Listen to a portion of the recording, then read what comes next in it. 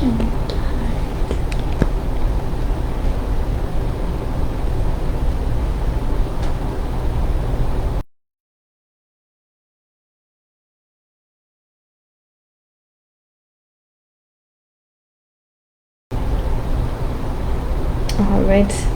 and yes, we are getting into okay, just making sure this is starting. You know how it cuts out, as I say every time. My patience is waning, to say the least. Weaning, I don't know if that's the right word, waning. My patience is waning. Alright, we're getting into part 14 of Samuel. And yes, there will be a part 15. I don't think we've gone this much advanced into a book before, but as I mentioned, this book is very rich with narrative. There's a lot of different things going on, and just really lengthy scenarios that I guess need to be highlighted and expressed. So let's go ahead and get into it, but before, we're going to open up with a short quote from the book of Luke. I do think it's present in the other Gospels, but I'm not entirely sure. We'll find out when that time comes. But short and sweet, the quote is, "Physician, heal thyself." All right. So without looking into any context, what this alludes to is taking matters into your own hands. Just without context, without knowing, where this is in the Bible, who said it, why they said it. This is alluding to taking matters into your own hands, and it's a little bit of a stab, right? It has kind of a negative connotation, or it can be positive. I mean, I've seen it as positive before, taking matters into your own hands. But with the context, it's actually a proverb also. An ancient Jewish proverb or Israelite proverb. But it's a little bit of a stab. Jesus uses it to go ahead and counteract the rejection that he is feeling when he visits the town of Nazareth. So he's rejected at Nazareth, essentially. And, he's just unrolling a scroll here. He claims, "The Spirit of the Lord is on me, because he has anointed me to proclaim good news to the poor. He has sent me to proclaim freedom for the prisoners and recovery of sight for the blind, to set the oppressed free, to proclaim the year of the Lord's favor." Then he rolled up the scroll, gave it back to the attendant, and sat down. The eyes of everyone in the synagogue were fastened on him. He began by saying to them, "Today this scripture is fulfilled in your hearing." All spoke well of him and were amazed at the gracious words that came from his lips. "Isn't this Joseph's son?" they said. Jesus said to them, "Surely you will quote this proverb to me, 'Physician, heal yourself.' And you will tell me, do you hear in your hometown what we have heard that you did in Capernaum? Truly I tell you," he continued, "no prophet is accepted in his hometown. I assure you that there were many widows in Israel in Elijah's time, when the sky was shut for 3.5 years and there was a severe famine throughout the land." So essentially, it's telling a story of slight rejection. Even though he's in Nazareth, he's in his hometown, everybody knows who he is. So he's pronouncing himself, as this great power, right? Saying that the Spirit of the Lord is on him, which it is, right? We know that to be true, that he's anointed, and that he does this great healing, and he just finished some great healing in Capernaum and that sort of thing. And of course, people are hearing about it. They're like, "Why don't you do what you do here?" But basically, he's saying, "Physician, surely you will quote me on this proverb, 'Physician, heal thyself,' right? Show us, that you're worthy. Show us that you can do this. Show us that da-da-da-da-da-da-da." That's the context of it, just so we have a little bit of background. But really taking it out of context, we can apply it to what's going on here in Samuel chapter 26 and beyond. What's going on here is the Lord is not answering. The Lord is not answering Saul in this time. So we can go ahead and imagine the Lord God saying, "Physician, heal thyself," in kind of a sarcastic, snarky manner to Saul. He's refusing to answer him, so Saul does take matters into his own hands and reaches out to a medium, or a medium, to try to contact Samuel after his death. And as we know, Samuel had died in the last section that we overviewed. So Samuel is dead, but Saul is taking matters into his own hands since God is not providing him with any advice, and he's trying to reach out to Samuel in the afterlife. This is not allowed, by the way. Don't think that, oh, Saul reached out to a medium, this must be a thing. No, it's actually very illegal during the time of the Israelites, and still is not permissible even now. So yes, it was not a good thing. He actually had to cover himself and dress up to go reach this medium. And, she was told, I guess, by spirit that this was Saul, and she got very angry. She's like, "What are you trying to do? Are you trying to trick me? Are you going to kill me or punish me?" Because being a medium and talking to the dead was definitely not a permissible thing, okay? Still is not. Okay, so let's go ahead and get into it. Chapter 26, we're going to begin with the Ziphites went to Saul at Gibeah and said, "Is not David hiding on the hill of Hakilah, which faces Jeshimon?" And again, he's getting the whispers in his ear from everybody else. "Oh, David's over here. David's over here. What will you do?" So David, fast forward a little bit, David is doing his own thing. David and Abishai went to the army by night, and there was Saul, lying asleep inside the camp, with a spear stuck in the ground near his head. So Saul had moved up and kind of encroached on David's territory wherever he was settling. And Abishai is just like his mate or friend that's with him at this time. Yes, we're going to go ahead and continue on with that. And let's see, Abner. So Abner and the soldiers were lying around Saul. And Abishai is also the little birdie in David's ear saying, "Look, your enemy is here. Go ahead and kill him. His spear is right there. I'll hold him steady while you strike a very strong blow." Excuse me. And David said the exact same thing that he told his fellows in the cave when they were hiding from Saul and he was relieving himself. They're like, "This is a great opportunity. Why don't you get him now?" David literally said the exact same thing. He's like, "This is God's anointed. This is God's chosen. We are not to harm him." He said the exact same thing. We are not to harm God's anointed. So he's very, very grounded in his morality. He's very, very grounded in the sense that he really does not want to kill Saul, right? He really does not. And Saul doesn't even really want to kill David, right? But it's this pressure of two very strong opposing forces, and this pressure of essentially a kingdom, right, on both of their backs. Because as Saul is getting phased out, David's being pushed in, whether he's aware of it or not. There's definitely some underlying force behind that. David is going to rise up eventually. He's just, really kind of nomadic at this time, doing his own thing, being a conqueror. That's where his focus is at. And the ladies' man, of course. Okay. So Saul recognized David's voice and said, "Is that your voice, David, my son?" Again, same thing that he said last time. David replied, "Yes, it is, my lord the king." Then Saul said to David, "May you be blessed, David my son. You will do great things and surely triumph." So this feels like a bit of deja vu, because really this is kind of the same conversation the same conversation they had last time they came face to face. Okay, David's like, "Listen, I'm sparing your life. I care about you and your anointed kingship," right? So he's like, "I'm not going to encroach on that." And Saul is very gracious towards David as well, saying, "Thank you. May you be blessed. You will do many great things. I know," he even admitted last time as well, "I know you will be king. I know you will triumph. Let's not get way ahead of ourselves here. There's no reason to, inflict violence on each other," right?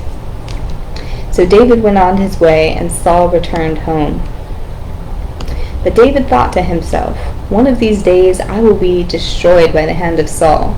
The best thing I can do is escape to the land of the Philistines. Then Saul will give up searching for me anywhere in Israel, and I will slip out of his hand. So now David is feeling these feelings of paranoia, and instead of acting on them in violence, what he's doing is he's just kind of really practicing escapism and just avoidance, right? He's avoiding the situation. We wouldn't put it past Saul to actually harm him, right? Even though deep down he doesn't want to. We have to remember the opposing forces they have on either side of them that are convincing them of such things, right? And to commit such harm. So we have to remember that there's those external pressures that we are dealing with, or that they are dealing with, okay? So he escapes. He lived in Philistine territory. David lived in Philistine territory for 1 year and 4 months. In those days, the Philistines gathered their forces to fight against Israel. Surprise, surprise, nothing new under the sun. Achish, let me figure out how to say this. Achish, I think it's probably Achish. Achish said to David, "You must understand that you and your men will accompany me in the army." And this moment, right, David is doing his thing. He's taking over territory in Egypt and things like that. He's reporting back. He's actually befriended by this individual here, Achish, which is a ruler and king of the Philistines. And he's very impressed with David's war prowess, right? He's very militant himself, and he notices that in David. And he's knowing that he is an Israelite. He's not blind to that fact.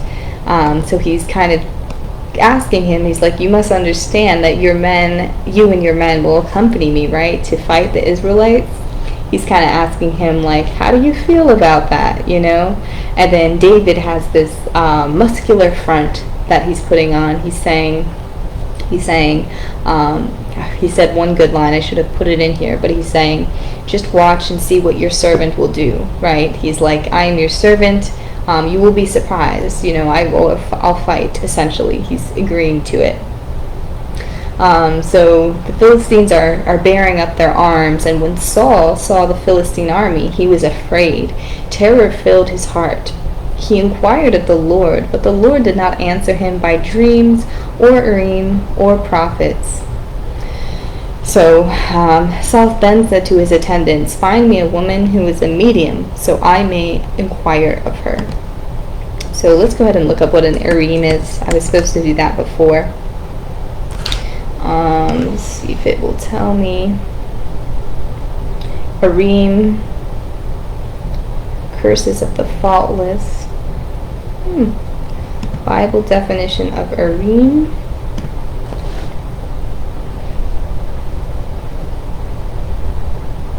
Okay, so the Urim and Thummim were means of revelation entrusted to a high priest. Okay, that makes sense. Something we might have known, we should have known, but I'm not so sure. So Saul is asking of the Lord. He's like, oh no, you know, what's going to happen, Lord? You know, he's very afraid with the Philistine army. And sometimes that emotion too will kind of give you the answer that you need, but he's demanding more. In this sense, he's taking matters into his own hands because nobody is telling him. The Lord's not answering him. He's not getting any prophetic dreams. The high priest is saying, nope, the Lord's gone quiet. I don't know. He doesn't have anything for you. And prophets as well are telling him the same thing. So finally, this is kind of the last resort. He knows this is illegal because he had banned all mediums, and I think he put some kind of death order on these mediums in Israel. So that was not allowed, but he basically said, find me somebody who is a medium so I may inquire of her. Ironic how the woman is the last resort, but very effective, as we will learn, right? So anyways, he goes and inquires of her. Or they find somebody. They're like, there is one, Endor, they said. So Endor was this medium that they found. Like I had mentioned in the introduction, he had dressed up, he had disguised himself so nobody would know that it was him. But as soon as the woman started communicating with the spirit says that this is Saul, and she's like, "You're Saul, what are you doing?" Blah, blah, blah, that sort of thing. But long story short, he asks her, he's like, "I want you to communicate with the spirit." And she's like, "Whose spirit?" He says, "Samuel's." So as we know, Samuel had since passed in the last section. So she's effective in communicating with Samuel. First, she sees a dark, shadowy figure, and he comes through fully. And I don't necessarily know the nature of this, if he's audible, as a spirit, if he's communicating directly to Saul, or if she's communicating for Samuel through herself to Saul. I'm not entirely sure. But it does say here, Samuel said, so we can gauge that, yes, this was Samuel's spirit that did come through effectively. And just a side note, not to say that mediums of any type are illegitimate or, not real. They certainly are real. The Bible does prove that it is a true thing, right? Divination is a very certain thing. Just, of course, go to the Lord first and foremost before you do anything. Speaking from experience, right? Geez Louise, excuse me. Lots of trauma from certain things. But anyways, Samuel said, "Why do you consult me, now that the Lord has departed from you and become your enemy? The Lord has done what he predicted through me. The Lord has torn the kingdom out of your hands and given it to one of your neighbors, to David." So Samuel goes ahead and he confirms exactly what he said to him before, although he does give him just, harsh talking to, and he even tells him that Saul and his 2 sons, all 3 of them will die on the same day. So again, probably not the best idea to go ahead and consult Samuel, who is at peace and resting. He's like, "Who's waking me up from my slumber," essentially. And of course it's Saul. And so he's telling him straight, and he's telling him a lot of sharp things. See if maybe I can get a clearer picture on this. But he does come back and he lets him know that he's in for a terrible time, essentially. Saul disguised himself. So I'll just go ahead and read this. It says, "The woman asked, 'Who shall I bring up for you?' 'Bring up Samuel,' he said. When the woman saw Samuel, she cried out at the top of her voice and said to Saul, 'Why have you deceived me? You are Saul.' The king said to her, 'Don't be afraid. What do you see?' The woman said, 'I see a ghostly figure coming up out of the earth.' 'What does he look like?' he asked. 'An old man wearing a robe is coming up,' she said. Then Saul knew it was Samuel, and he bowed down and prostrated himself with his face to the ground. Samuel said to Saul, 'Why have you disturbed me by bringing me up?' 'I am in great distress,' Saul said.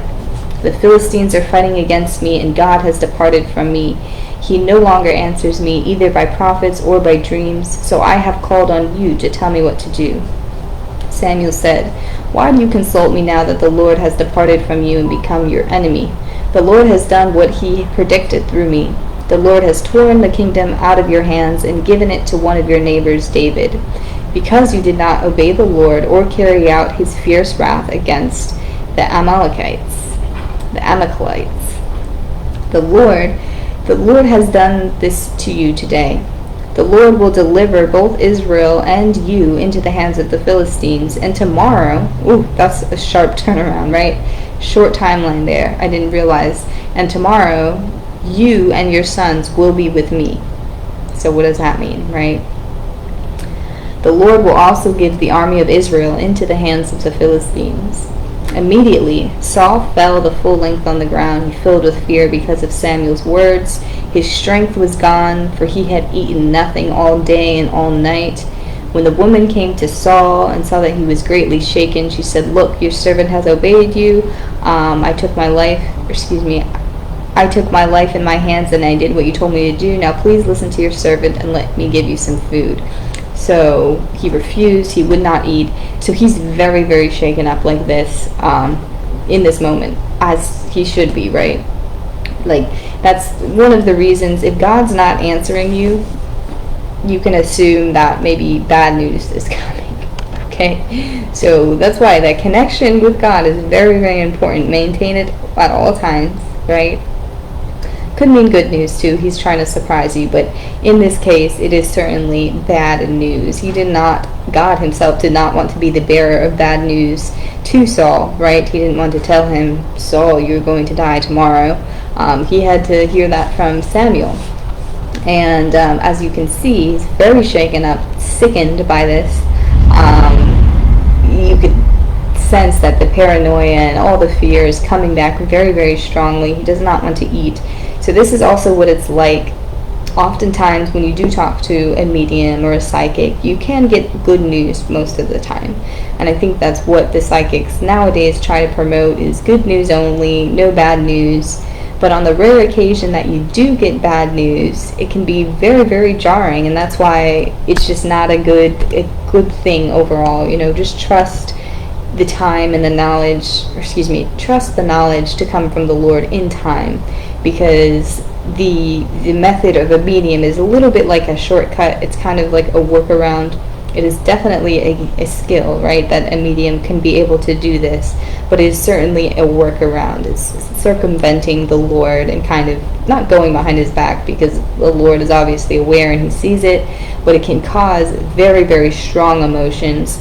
It can cause a rapid change or shift in energy, and I think that's the most dangerous part with it, and it gets a little bit in the woo-woo realm to talk about, but when you're circumventing the Lord and not going along with his timing and his knowledge of things, it can cause a rush of energy that we as humans don't necessarily know what to do with, right? And it could be something like ending up in a depression. It can be falling into different things because you're essentially predicting the future. So that can just be not good all around. You're circumventing the timeline that God has in store for you. So it could actually change the timing, or could actually change the circumstance of events. Perhaps, maybe if Saul did not reach out to this medium, he would have miraculously survived. There is also that potential, maybe because he knows he's going to die. And we'll see this and see how this is ringing true by the method of which he goes. So, yes, I know it's like a little bit hard to wrap your head around, but it's definitely a good warning for those of you who are interested in the occult and things like that. Of course, I think it pegs everybody's interest at some point. Good on you if not, right? Very much good on you. It's definitely something that needs to be stayed away from personal experience, from everything on God, right? Definitely something to stay away from. So that's the lesson that we can learn from this part here. And that's pretty much it, you guys. I don't have too much to say. So physician, heal thyself, in a sarcastic tone, right? Physician, heal thyself. Nobody wants to listen to a doctor who doesn't have their ducks in a row. That sort of energy, that sort of tone. But this doctor, right, myself, I do have some experience in certain things, so I can tell you what to do or what not to do based off of the plethora of things that have happened over the last few years. Very short time span, but yeah, it's been a whirlwind, and that's what I was talking about, that energy. Truncating it now, right? Focusing on the word and getting empowered by prayer every single day, getting empowered by words, right? Various words, all from the Lord. So it's very, very awesome, very blessed and excited to be doing this. Yeah, feeling real good, real good, real good. I appreciate you guys. Thanks for listening, and I hope you have a great rest of your week, and I'll talk to you soon. Bye-bye.